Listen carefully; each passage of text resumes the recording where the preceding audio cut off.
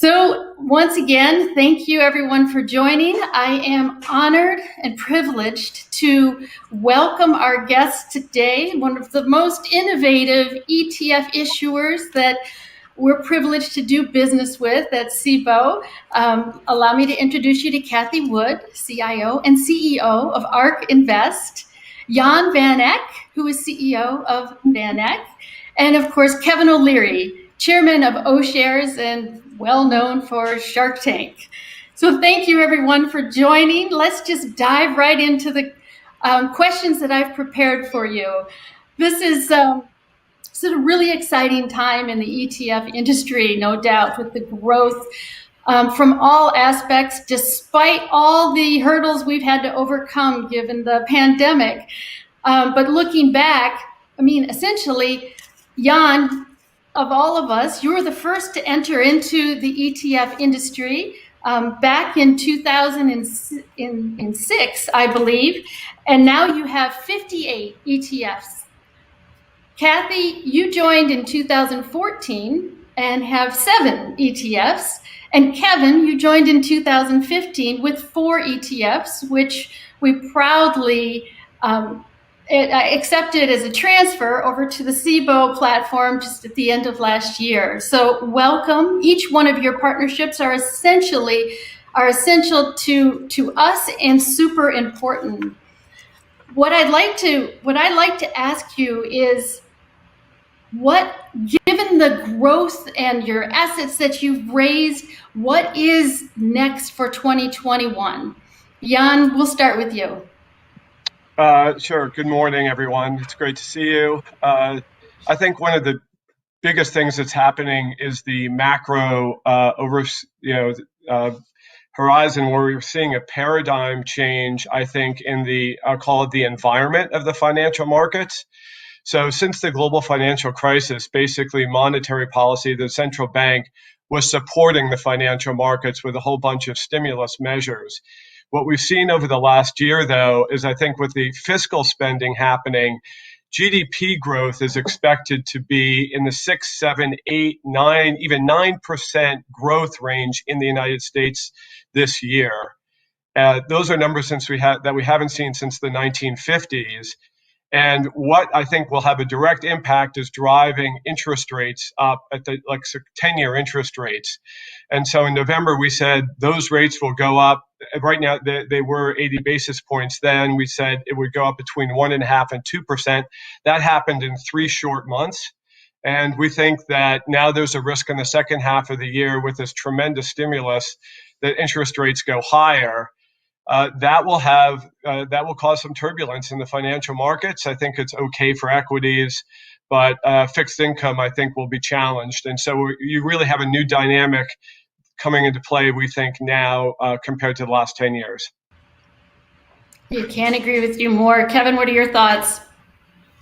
I think this will be a year of, and I agree with the issue around fixed income. I've made a change to my own holdings and that of my family trust from 50-50 fixed income equities to favor equities for the next 2 years, 70% equities, 30% fixed income. We distribute 6%. So really what I'm trying to do is preserve wealth during what I think is going to be a really interesting time. On the upside, I agree with the forecast of 7, 8, 9% GDP growth. I'm seeing that in my own private portfolios. Remarkable recovery occurring here, and it's buoyed by basically a $1.9 trillion of free money. I mean, that's really extraordinary, and it's going to have some inflationary outcomes. I don't know where and when, but also at the end of the day, trying to preserve wealth means figuring out what asset class to own in what could be inflationary times. And fixed income does not become competition for equities until it gets a 3 handle on it on the 10-year. And I think we're well aware from that. So I want to own companies that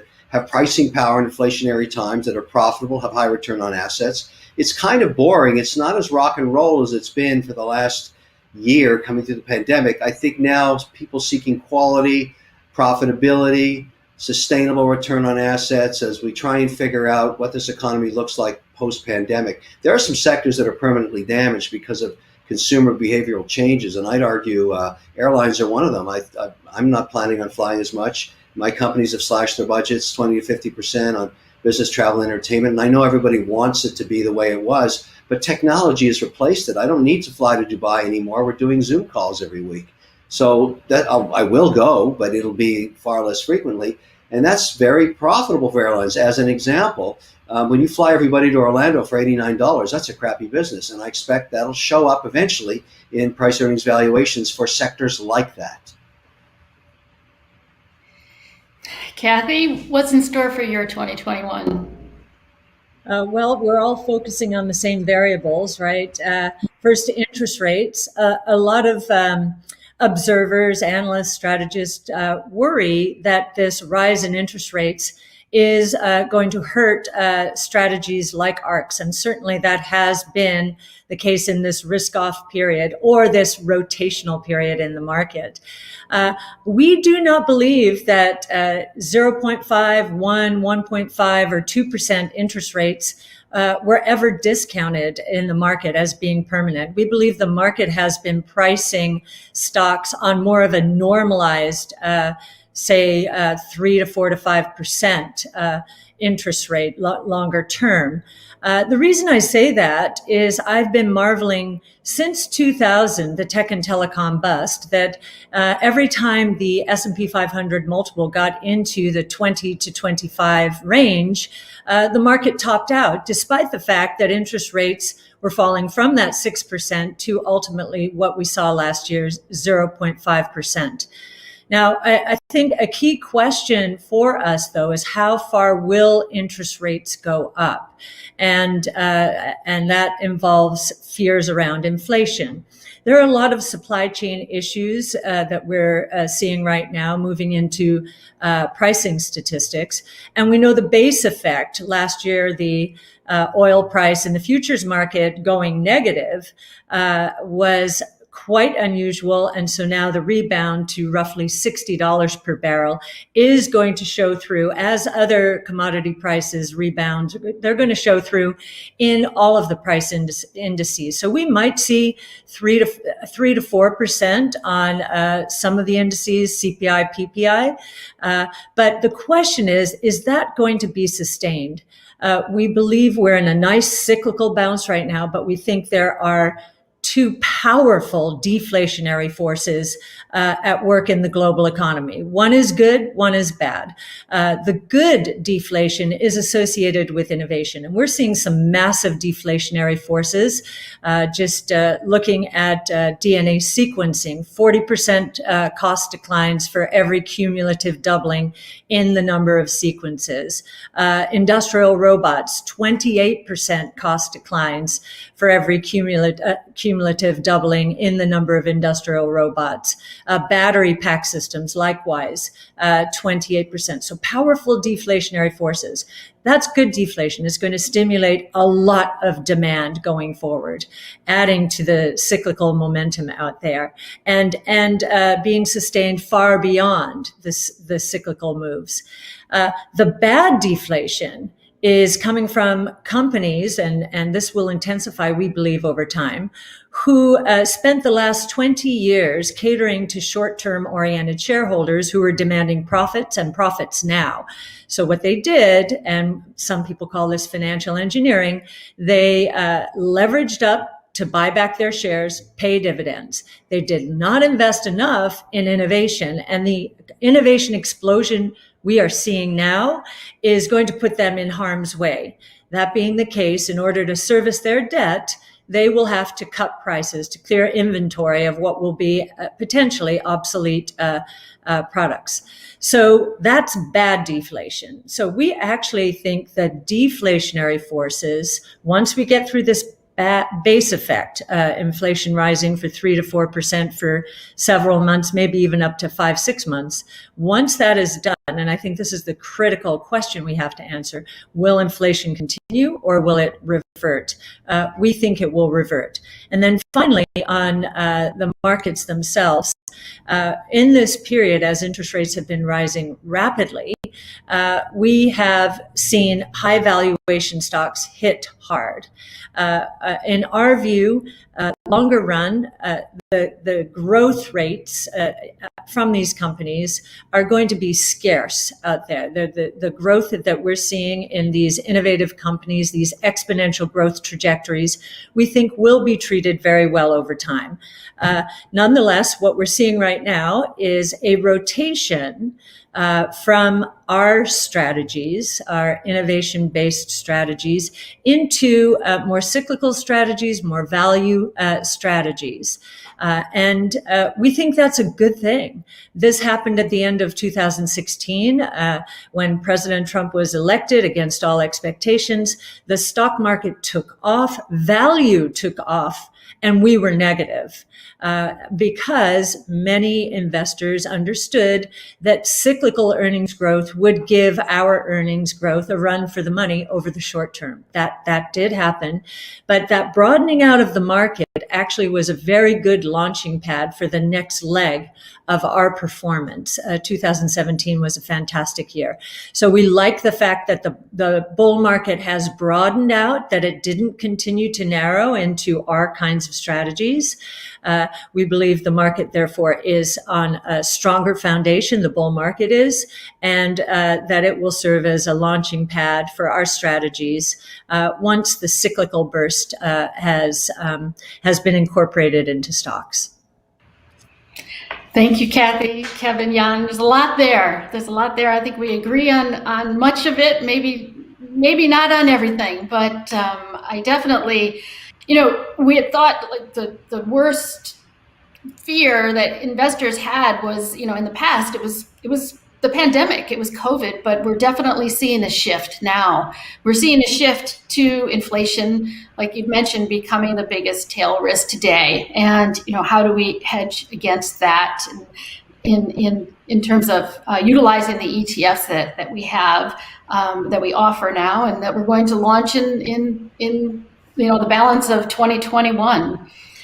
So taking it down to just maybe talking about more specific asset classes, many are interested in hearing your views of today relative to the crypto environment. Jan, you and I filed a 19B4 which is a filing that's made with the SEC to request approval to launch a VanEck Bitcoin ETF on SIBO. We did that on just a couple of weeks ago on March 1st. And we're excited to take, if you will, the lead on that, having been the first filing that's gone in from any exchange. There's a lot of interest from a variety of other sponsors as well that I think will come behind it. And frankly, what I said 5 years ago, it's not a matter of if, it's a matter of when. I didn't expect it to be 5 years later, and I'd still be saying that, but I do believe that to be the case. Jan, maybe you can just share your perspective on what has changed since then in the past 5 years in the crypto space. Sure. Well, I think you see two things happening. One is obviously the increasing adoption of Bitcoin. So it's great to see Fidelity at the party. Cathie, I think, was maybe the first at the party using a mutual fund, or an ETF, to give her credit. But what I've been trying to emphasize to people who are not close watchers of the crypto space, and why I think crypto Wall Street is an incredible disruptive threat to traditional banks and financial institutions, is that number one, you can actually earn interest on Bitcoin now. And there are many institutions, I should say, crypto firms that offer that. And I think that will suck capital into the ecosystem. And then the second thing is that the ability to offer financial products has really been established. So you need kind of two things. You need software that can encapsulate the logic, and you need reliable data sources. And both of those now exist in the crypto system, if you will. And so it's not just Ethereum, there are a variety of different protocols and solutions. And so I think, what I say is the biggest symbolic thing that's happening, and it's not really the best example, but when Coinbase goes public, hopefully in the next couple of weeks, you'll see that its market cap will be higher than that of the NASDAQ stock exchange. And that just shows to me the leapfrogging that's happening. So, that's what I think is exciting. Hopefully, the regulators will come on board. In my career. Yeah. Well, many have said that that's what's missing is the regulation that needs that will support this and bring confidence to the marketplace. But Jan, you mentioned something, and I stand to be corrected because it's true, Cathie. You provided exposure to the crypto world, to Bitcoin in particular, in your offering a couple of years ago. Maybe you can share just your perspective on what you were thinking then and now. What might that change? Might that adjust? Yes, actually, we gained, or our clients gained, their first exposure to Bitcoin in 2015 when it was about $250. We could gain exposure only one way, and it was through GBTC. We were able to put that security into our ETFs, and we've held. Where we could, I can talk about how ETFs and 40 active funds treated GBTC, but I think the important point about Bitcoin is back then it was only a $6 billion market cap. It has scaled in the last 5-6 years to nearly $1 trillion in market cap. Back then, therefore, there was really not the liquidity for an ETF. We are now moving into what I believe will be prime time. And I think helping it along is the demand from institutional investors. We've done a study, it's on our website, ARC-Invest, Yassine El-Mandra, about institutional participation in this space.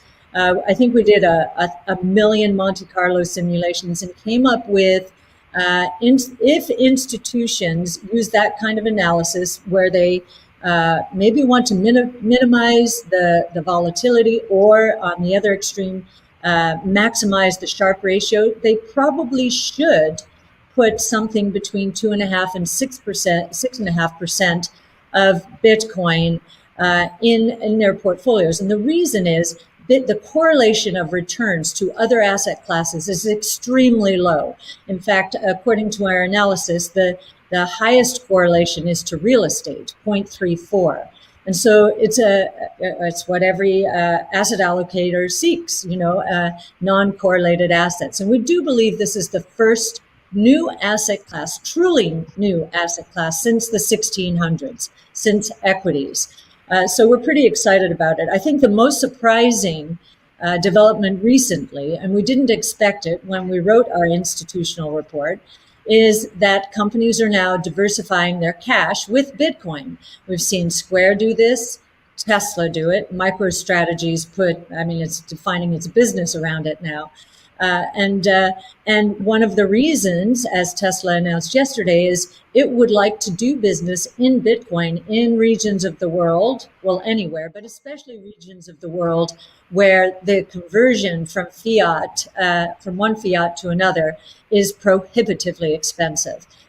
So that's been a surprise to us. And if we add all of the potential demand relative to the limited supply, we come up with incredible numbers over the long term. We have just begun. $1 trillion is nothing compared to where this ultimately will be. It's a strong statement, and I find it fascinating. To buy my next Tesla with Bitcoin would be quite fun and interesting in terms of making that type of transaction. I remember well over a year ago, I was at the New York Boat Show, and Buster's Marine had put up a big sign, "We accept Bitcoin for our boats." I'm not sure how many boats they sold with Bitcoin, but I wonder what those Bitcoin holders are thinking today now, over a year later. Maybe they should have held on to it. I just want to add one thing there. The IRS has something to say about this. So if you have huge gains in your Bitcoin, I don't think I would be very much in the way of transactions until we get maybe some changes on the tax front. Yeah, very good point. Very good point. I also just wanted to mention too, let me turn it over to Kevin. Kevin, you recently took back the fact that you felt, this asset class was garbage. And, many people resonated, that certainly resonated with many people. And in your comments earlier, just in your introductory comments, you mentioned, rebalancing your family's portfolio. Tell us why you shifted gears. Well, I live in obviously, as my cohorts do here, in a highly regulated environment. O-Shares has a mandate for quality and preservation. It's used in many family trusts and pensions and institutions that are looking for a way of protecting downside. And so I take a lot of direction from their guidance on the kind of indexes we look to develop in the future. And Bitcoin was not one of them for one singular reason, that regulators globally were not on board. Now, when facts change, I change, and facts have changed. Regulators in Switzerland and France and Australia, New Zealand, Canada have all decided to take a more relaxed stance and view this as a potential new asset class. And so the question is now for most institutions, how do you want to participate? In what way? Do you want to have a situation where you're allocating a certain percentage or not? So that's the binary decision. Yes or no, in or out. That's number one. Number two is a new problem that I think a lot of people haven't considered, and that is this coin compliant with committees? And the real issue there is around compliance on sustainability and compliance around other issues, such as, is this coin manufactured in countries that are abusing human rights or have sanctions against them? And I'm really speaking now of China. I've had many institutions tell me they do not want to own China coin. And as a result, that's going to be a problem going forward, because the majority of coin is mined in China. So I'm spending a fair amount of my time these days trying to deal with miners that are willing to mine compliantly, not just for me, but other institutions that are really interested in owning a coin that have some kind of provenance to them. And so this is a new twist, and the only reason it's emerging is that the majority of institutions do not play in this asset class. I mean, it's exciting that some are coming in, but even at $1 trillion, it's tiny. If it's going to grow, it's going to be because it becomes compliant to ethics committees and sustainability committees. And so every miner I'm talking to now, because my strategy has been, as most people know that have owned Bitcoin, that you can tell the time of creation, but you cannot tell the location of creation. And if in fact you don't want to own China coin, or as now it's being called blood coin, which sounds a lot like blood diamonds, you're going to have to prove the provenance of where your coin was born, so to speak. And that means virgin coin, I think, over time, will take a premium over widely distributed or coins that you don't know the provenance, including ones held in ETFs. It could be a challenge.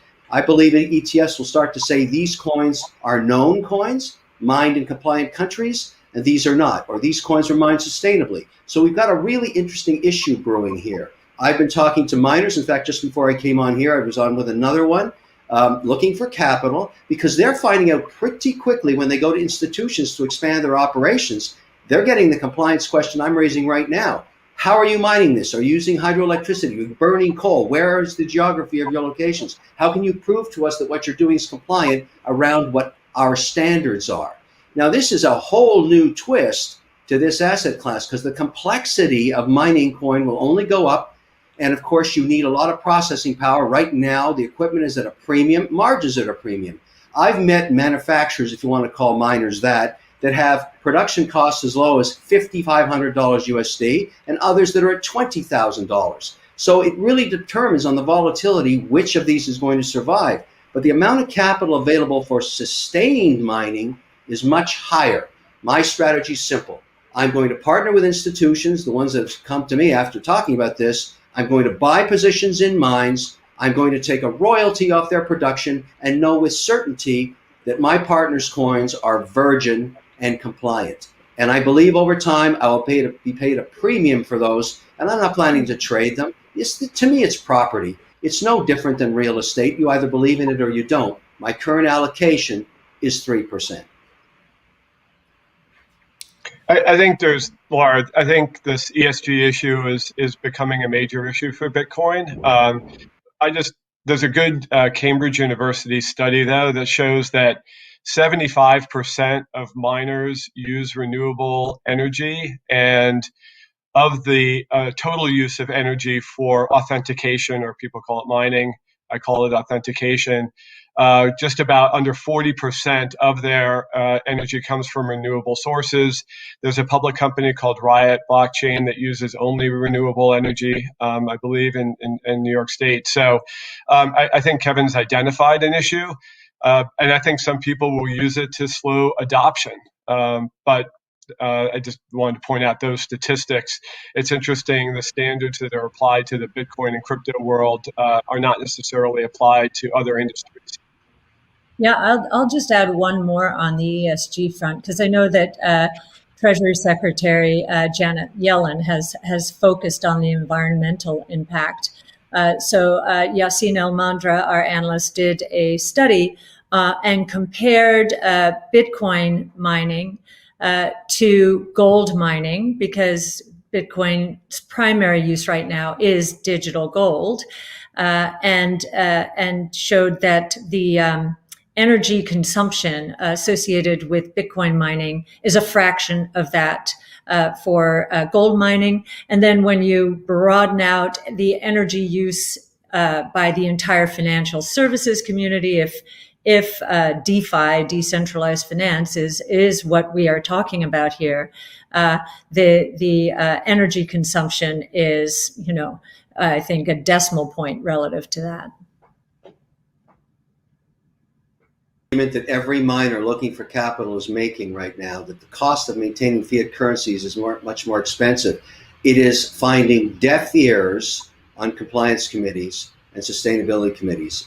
I not know one that says, oh, that's okay then, let's just take a basket of coin that we don't know where it came from. This is going to be an issue. It's coming to a theater near you pretty soon. I don't know how it gets resolved, because clearly mining gold is a disaster environmentally. So you could compare those two, but when it comes to Bitcoin, somehow it's got itself tainted as a complete waste of electricity to some members of compliance committees, although I would argue that's not true. But definitely coin mined in China is tainted coin. And until there's a much broader understanding of what those miners are doing in terms of burning coal to create electricity, because they're not exactly transparent about what they're doing, there's going to be a difference. And the majority of coin being traded right now is in fact created in China. It's a speculation. I don't think it's wrong. Well, it's great to have conversations like this to raise awareness to what people should be thinking about with this brand new asset class. I appreciate everybody's views on it. We're getting some other questions with regard to another investment strategy in terms of like what's referenced as psychedelic, or I had to highlight it here just because there's so many questions that are coming in. Anyone want to shout out on this particular sector? I'm a big investor in this space. It's very controversial. As you know, these are Schedule I narcotics, psychedelics, MDMA, 18-MC, all these different molecules going into trials. The companies that are successful raising capital are the ones that are not offering any form of recreational drug at the outcome of their trials. They are going under the standard FDA protocol to develop these and prove them as medicines. MindMed is the one I've chosen simply because in mitigating my risk, they had the most trials with the most molecules. Junior pharma companies are a boneyard for investors. The outcomes are binary. You put up capital, you wait 7-8 years to find out if in fact the medicine makes it through trials. You don't know the outcome. It won't be any different for psychedelics, with the one exception that got me on board here was a CEO at MindMed, J.R. Rand, who basically walked me through his premise that there hasn't been a new drug for mental illness in 35 years. And as a result, we try and treat people by drugging them more in opioid addiction and anxiety and many other complexities. And there's a lot of promise that microdosing LSD and other drugs might solve for these problems with included therapies. That sounds like a pretty compelling argument to invest. And indeed, last year, MindMed was an 800% return for me. It's a public company. It's on the OTC, and the company has announced its intentions to list on NASDAQ. Who knows when that'll happen? But the bottom line is they have the most trials, the most molecules, and that's the way I believe you have to mitigate risk. But I warn investors, this is binary, 1-0. You don't know, so you have to allocate appropriately. Yet the outcome is so stratospherically fantastic. If they bring a medicine, it's worth taking some risk. Yeah, I don't know if you want to keep going on this. We tend not to invest in binary, but we do think in that there are incredible opportunities throughout the healthcare space because of the convergence of three technologies. One is DNA sequencing, two is artificial intelligence, and three is gene therapies, importantly, CRISPR-Cas9 gene editing. So we think that healthcare is going back into a golden age, the golden age that Genentech launched with monoclonal antibodies in the 80s, took returns up to north of 20% returns on R&D investment. Now that investment is down to 7%.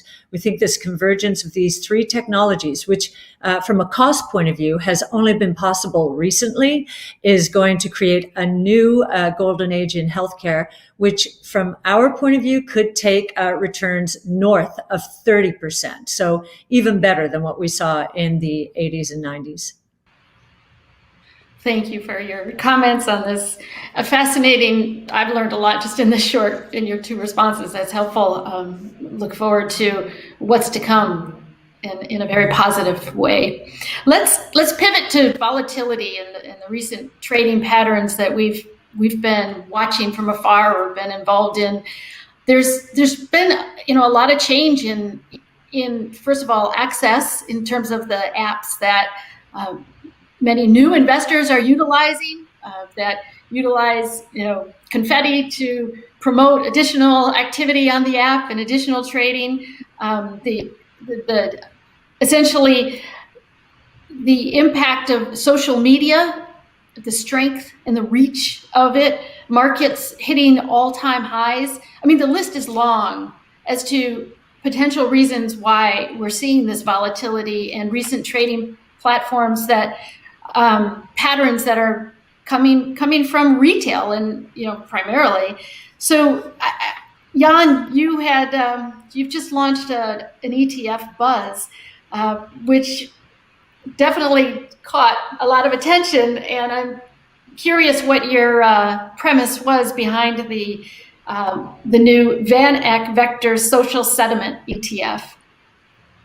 Sure. Yes, I think really there's two things going on. One is that there are a lot of retail investors playing in the market. There were in January alone 6 million app downloads for trading apps, and the biggest ones were Robinhood and Coinbase.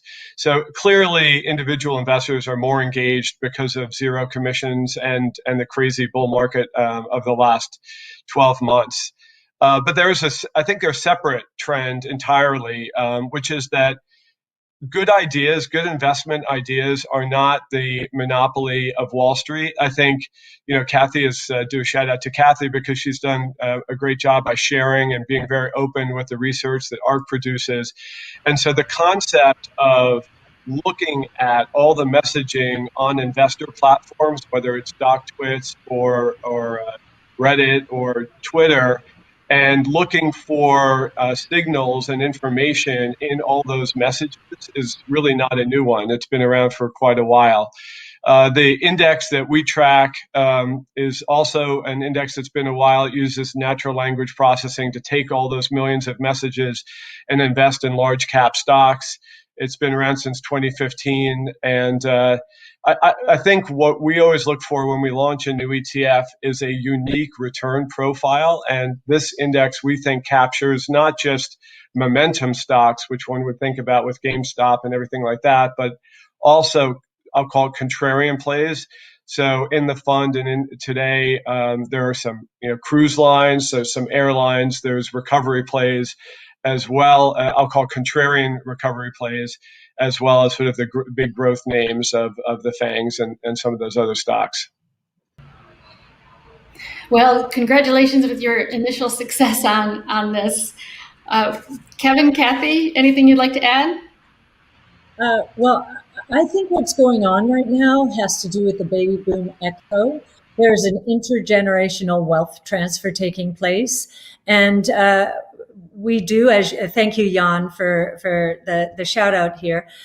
We do give our research away.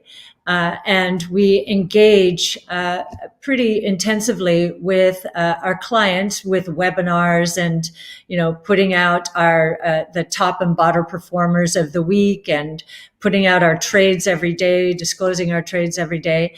The millennials and Gen Zs, to the extent they are experimenting here, they love learning. They're really excited about the new technologies that are evolving today. They're really at the leading edge of them and understand them and are comfortable with them. And I have been very gratified at the kind of response we've gotten to our research and the engagement, therefore, that we've gotten. I know that a lot of maybe regulators and people in the investment business are concerned that we're going to hurt the little guy here by allowing this kind of behavior. And sure, there's congressional testimony taking place, I think some this week. But I don't underestimate this group of people. They are actually more progressive. Jan mentioned this. Than I think institutional investors are, because the institutional investors over the last 20 years, tech and telecom bust, 0809 meltdown, have to face much more in the way of compliance. They have to jump through many more hoops if they want to stray very far from their indexes. And as you may know, I'm not crazy about the idea of indexes from an innovation point of view. It's kind of an oxymoron.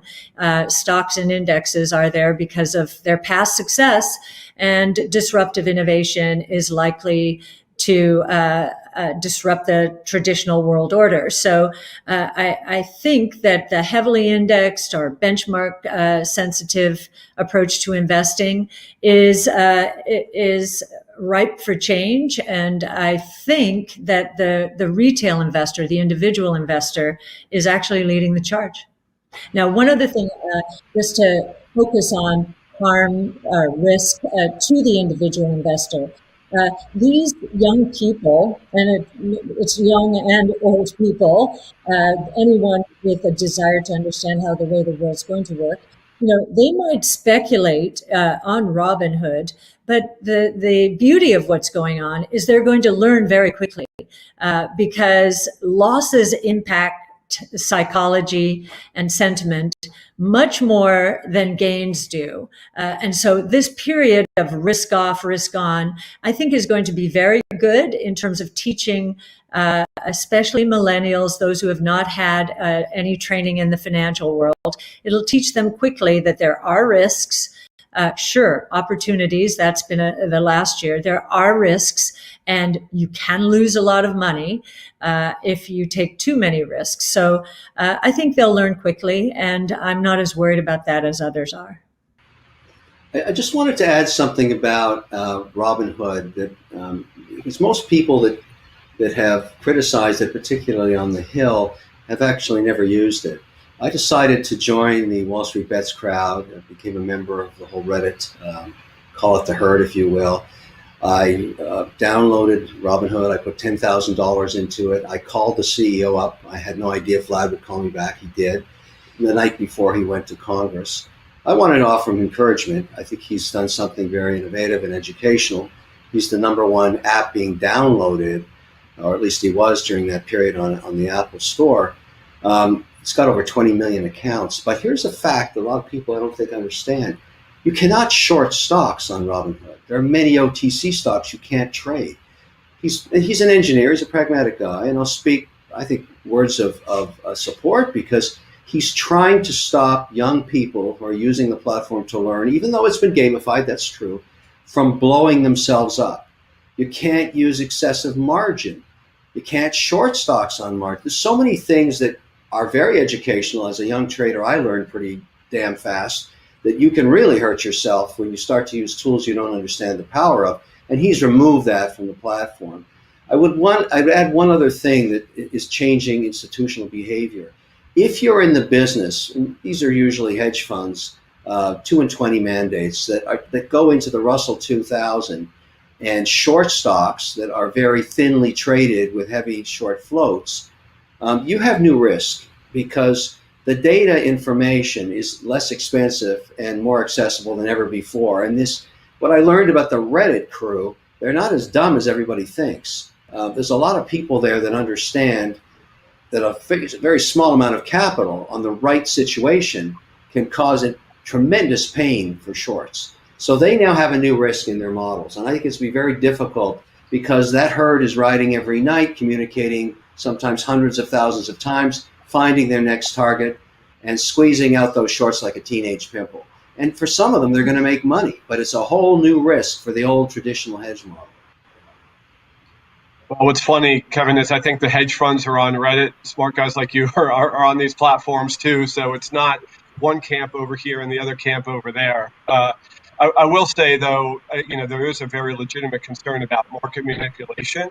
And I think that's why platforms like Robinhood or Fidelity, the one I use, limits your trading with smaller cap stocks. And the ETF that we've launched only invests in large cap stocks with $5 billion or more market cap. So that's something I wanted to note as well, that there is some bad behavior out there. And it's important that the SROs and regulators monitor for that, of course, which is something that we take very seriously as an exchange. We are coming up on the last 15 minutes of our discussion. I have one more question, kind of a broader question I'd like to ask. Would love your views on, essentially, as we begin to approach what we hope could be the post-pandemic world, there's no doubt we're not going back into the same normal. We are going into the new normal, like you had mentioned in your earlier comments. And there's been many innovations and much change brought about that's going to be here to stay, like the forum we're in right now. So just if you could expand a little bit more on what industries, what trends, what markets will evolve as winners. Kevin, you already pointed to a few losers, which I certainly agree with. But what's your key takeaway for investors? I would suggest that the new economy emerging, I like to call it America 2.0, has gone through a massive digital pivot.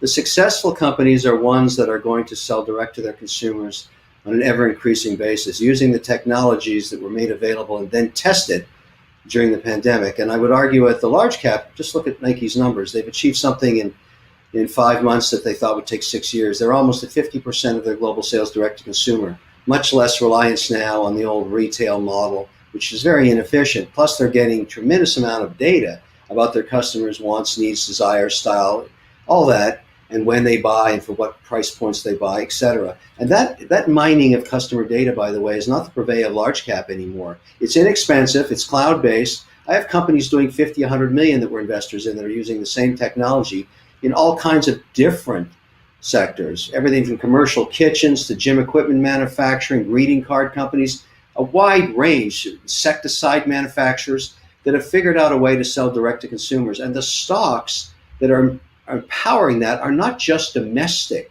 I mean, one of the indexes that O-Shares developed was Global Internet Giants, and we simply used the technology to go and mine data from companies' balance sheets and income statements. We simply asked a question: who's growing quarter to quarter in revenue, and who's profitable, so their balance sheets every quarter get more and more powerful in terms of quality. And as a result, if you'd done that indexing 20 years ago, 95% of the companies you'd find in it would be US based. Today, it's only 60%. There are many, many companies people never heard of that are growing way faster than the FANGs all over the world and have become giant multi-billion-dollar behemoths. And those are the ones that we caught in our net when we indexed. that index was up over 100% last year. And they're not stay-at-home stocks. They're work-from-anywhere stocks. So I would argue the new economy is going to be using technology more than ever, including the S&P 500 companies. They're going to be cutting costs like business travel. They're going to be cutting their footprint in commercial real estate and in corporate offices. It's all going to go to the bottom line. And the losers are some of the sectors that have been winners for the last 30 years. I mentioned airlines, but I also think REITs that are heavily involved in B-grade malls in America, that's going to be a tough one. Movie theaters, Cineplex chains, all of those kinds of things, they're going to have to be turned into cloud kitchens or whatever. But there's a massive change going on in America, and you have to be nimble to catch it. Because if you just index, you're going to have some problems. I'll just jump in here. I just think, our firm, I don't know who on this call knows, but my father kind of made his name in the mutual fund industry because he took an international stock fund and moved to 80% gold shares in the late 1960s, anticipating an inflationary burst in the 70s, which ended up happening. Which most people don't know is that gold at the time was pegged at $35 an ounce, and it had been pegged to the dollar for the basically entirety of U.S. history, so the prior 200 years. And so my mindset, our firm's mindset is the future can be really different than you might imagine it. And not just from a technology perspective, but from other perspectives. So I don't know what it will be, but I do say that there is a scenario now where you have GDP growth of 6, 7, 8, 9%. I just do not think it's priced into the market right now with long-term interest rates potentially going higher. So I agree with what Kevin said about owning equity. So just keep some cash ready for that kind of a scenario. And just to say, my favorite fund or ETF that we have right now is our Wide Moat ETF with the ticker symbol MOAT, which does use some forward-looking human-based research, and it's a core strategy, large cap strategy, but it does pivot between different sectors and different exposures. And it has a little bit more of a value tilt right now. So I guess that would be my favorite ETF of 2021 of the ones that we offer. Great. Cathie? Sure. Well, all we do is disruptive innovation. So I'm talking my book here, so consider the source. But innovation does solve problems, and the coronavirus crisis created so many problems that thankfully our companies were able to pounce on and help solve. So we believe that over the next 5 to 10 years, we will see more innovation than we ever have in history. You have to go back to the early 1900s, telephone, electricity, automobile, to get even a sense of what's about to happen here. We have 5 major innovation platforms involving 14 different technologies that include DNA sequencing, robotics, especially collaborative robots, energy storage, artificial intelligence, blockchain technology. And as I said, 14 technologies involved in these 5 platforms. What's really interesting, and I think not well understood by the marketplace, is that these platforms and technologies are converging. Technology is permeating every sector, every industry. And I think research departments in our industry are going to have to flip themselves on their heads. Right now, they're very specialized, very siloed, very short term in their orientation. Our analysts are broken out by platform. So they're specialists in technologically enabled innovation platforms, and they're generalists when it comes to sectors. So I think the world is, as Jan said, going to look very different. And when you have 5 major platforms converging, the kind of disruption you're going to see is one S-curve feeding another is pretty explosive. In fact, I've tried to ask people, how do we describe the magnitude of what is about to happen? And some people use combinatorial and other mathematical ways of describing it. But I had a very simple explanation when someone heard what we were talking about. Think of waves, powerful waves in a storm, interacting with one another. Some ships will rise, some ships will fall. But the amount of energy, explosive energy coming out of this ecosystem is going to change the world as we know it. So, as Kevin said, we completely agree. The traditional world order, and Jan would agree with this as well, of course, the traditional world order is going to change.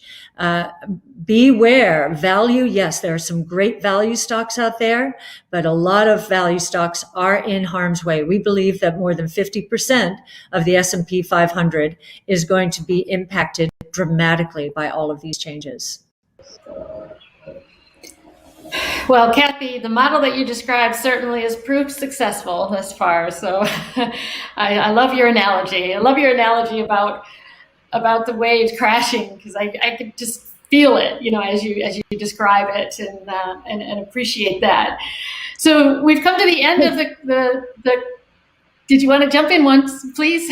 I think it's going to feel very confusing in the years ahead, because you've got these deflationary forces I described in the beginning, juxtaposed against monetary policies which seem unhinged. So there's this huge debate. I think deflation wins. And then again, this idea of all of these technologies causing booms in part of the economy, but depressions in other parts of the economy. So again, lots of confusion, great time to be an active manager. For sure. Well, I could just continue this conversation on for another hour, but we're actually at the top of the hour right now. I can't tell you how much I appreciate your participation, Kevin, Cathie, Jan. This has been a lot of fun. I'd like to also thank all of our viewers who have signed in. And if you are looking for an on-demand version of this, it will be coming your way in your inbox, so you can easily click on that link in the future. Once again, this is just terrific. Signing off now from SIBO's Exchange Perspectives. Have a great rest of your day. You've certainly made mine. Thank you.